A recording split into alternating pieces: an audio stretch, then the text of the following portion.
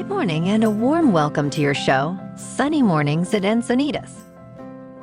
I'm your host, Melissa, and it's Tuesday, March 19th. Goodness gracious, I missed you all so much yesterday. Did you miss me? We were having a bit of technical difficulty, but have no fear. Sunny Mornings is here, and we're back with a great show for you today. I'd also like to just take a moment and say thank you so much for joining me every morning. It means the world to me. And I see that some of you are in different cities all over the U.S. and even in different countries.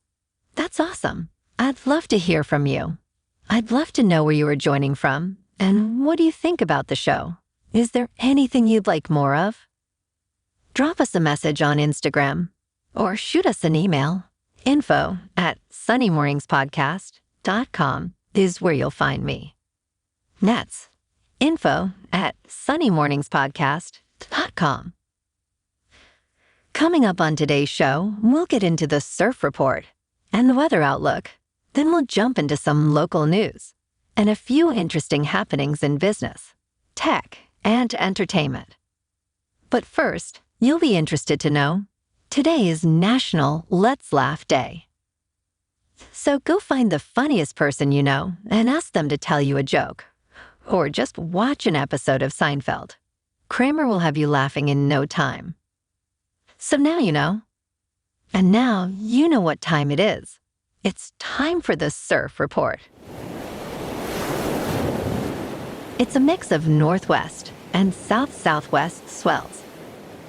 Expect knee to waist-high waves at most spots, with chest-high sets at winter standout locations. Light and variable wind in the morning will shift to light westerly onshore in the afternoon.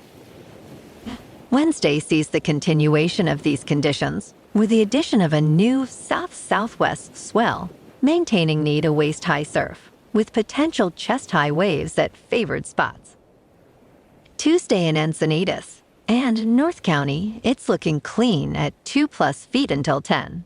Then we'll have another hour before the chop suey rolls in to spoil the fun. Mornings are where it's at for the next few days. Best time to ride is dawn patrol, so you can get on that 4-foot high tide when the southwest swell is 1 foot at 20 seconds and wind is 3 miles per hour. It looks like a longboard day. The first high tide Tuesday will be 4.5 feet at 6:15 a.m. with a -0.5 foot low tide at 2:15. The nearshore buoy at Scripps in La Jolla reads 61 degrees for the water temperature. Checking out the weather in the Encinitas area. This morning it's partly cloudy and 53 degrees with little wind. The sunset will take place at 7, and it will rise again tomorrow at 6:51. Winner, chicken dinner. It looks like we're in for mostly sun today, with a high near 62 and wind of 5 to 10 miles per hour. Tonight, patchy fog late with a low around 55. Looking ahead in the weather. Wednesday starts with morning fog, leading to partly sunny skies and a high near 63 degrees. The night will see fog and more clouds with lows around 55.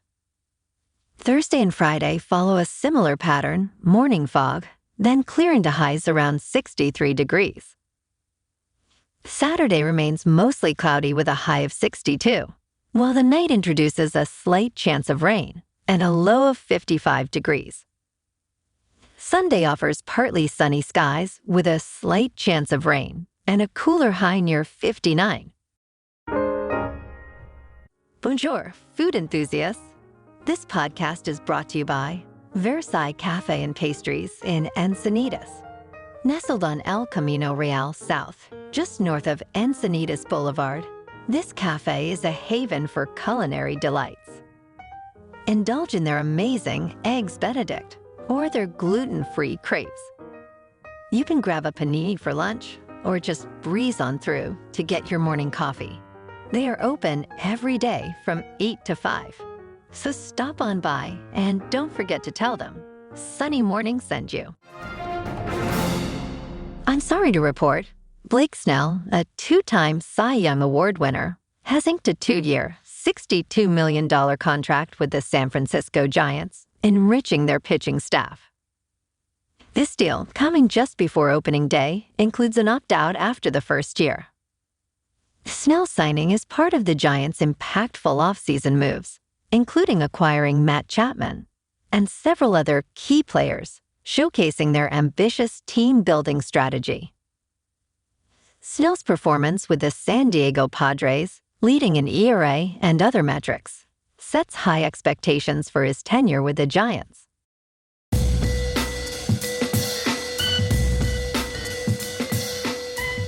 Now on to sports. The Pittsburgh Steelers acquiring Justin Fields has sparked speculation about his future with the team, especially regarding his $25.7 million fifth-year option. With Fields positioned as the backup quarterback behind newly signed Russell Wilson, the likelihood of the Steelers committing to such a substantial financial guarantee appears slim. ESPN's Adam Schefter suggests it would be surprising if Pittsburgh opts for the fifth-year extension before seeing Fields perform within their system. While the door remains open for Fields to secure a long-term deal based on his performance, the immediate focus is on his adaptation to the Steelers' playbook and potential future contributions. Last night in the NBA, the Lakers at home beat the Hawks 136-105. And in national hockey, the Ducks on the road lost to the Blues 4-2. Tonight, the Ducks are back home to skate with the Wild, and the Kings are at home too, taking on the Blackhawks. In top news, the U.S. is taking significant strides toward developing a lunar economy, with NASA's Artemis program aiming to return humans to the moon and foster a space where NASA isn't the only customer. DARPA, known for supporting emerging technologies, has joined the effort with its Luna 10 study, aiming to understand how to create a thriving lunar economy by 2035. Working with major space and non-space firms, DARPA is exploring services like power and communications for the moon. Major Michael Warbit-Nyack, the program manager, has identified 6 technological areas that could accelerate the lunar economy, ranging from centralized heating and cooling to silicon wafer manufacturing and a lunar GPS system. While DARPA's request for information does not guarantee funding, it marks a clear interest in lunar commercial activities and could lead to federal support for innovative solutions. In business news, Reddit is poised to enter Wall Street, but its IPO might not signal a broader market revival. Despite a previous $10 billion valuation, experts now suggest a more realistic $6.4 billion. With revenue growth slowing and no profitability, Reddit stock could mimic the cyclical nature of peers like Snapchat and Pinterest. The IPO is generating interest, especially among Reddit users, and boasts notable investors like Condé Nast and Sam Altman. However, competition and concerns over ad revenue sustainability could temper long-term excitement, keeping eyes on potential future IPOs from larger unicorns. In crypto movement, Bitcoin is just under $64,000. Ethereum is at $3,300. And Solana is just booming at $183. Moving on to a more local vibe. In our community spotlight on health and wellness, we are working with a national Pilates studio to bring you some free classes, so listen up. Check out Club Pilates, with several locations in the San Diego area. Pilates presents a comprehensive wellness approach, cultivating strength, reducing tension, and elevating mental well-being. Scientific research affirms its benefits. So now you can check out Club Pilates for a free class, with locations in Encinitas, Solana Beach, Oceanside, La Jolla, and more. Just be sure to tell them Sunny Morning sent you by. And now, back to the show. Let's talk science. A lunar sample return bag containing moon dust from Neil Armstrong's historic 1969 moon landing, initially missing, sold for $1.8 million at auction by Nancy Lee Carlson, who had previously purchased it for under $1,000. This bag, inadvertently auctioned off by the U.S. Marshals Service, was legally purchased by Carlson for $995. NASA's attempt to reclaim the artifact was denied by a federal court, marking a rare instance where lunar material legally entered private ownership.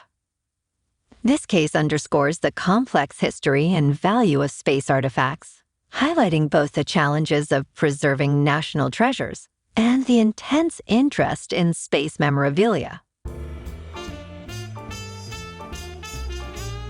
And in entertainment news, a new mural by the world-famous street artist Banksy has appeared overnight in a North London neighborhood, sparking curiosity and excitement among locals and visitors alike. This latest work features bright green paint that mimics foliage behind a large tree, alongside a portrait of a young person holding a pressure sprayer. The appearance of the mural has transformed the area into a hub of activity, with people from various backgrounds coming together to speculate on the artwork's meaning and implications for the community. Amidst concerns about rising rents and discussions on environmental messages, the artwork has prompted a broader conversation about public art's role in urban spaces and its potential to inspire community dialogue and reflection. Well, alrighty, folks, it's time for the quote of the day. And today, our quote comes from Banksy himself. If you don't know who Banksy is, we'll post some of his art on our Instagram page. I've been lucky enough to stumble upon some of his work out in the wild. Or you can search for Exit Through the Gift Shop on YouTube. It's a great documentary about the anonymous artist. So now we'll end today's show with the words of a master street artist. You don't need planning permission to build castles in the sky. Have a beautiful day, everyone. Okay.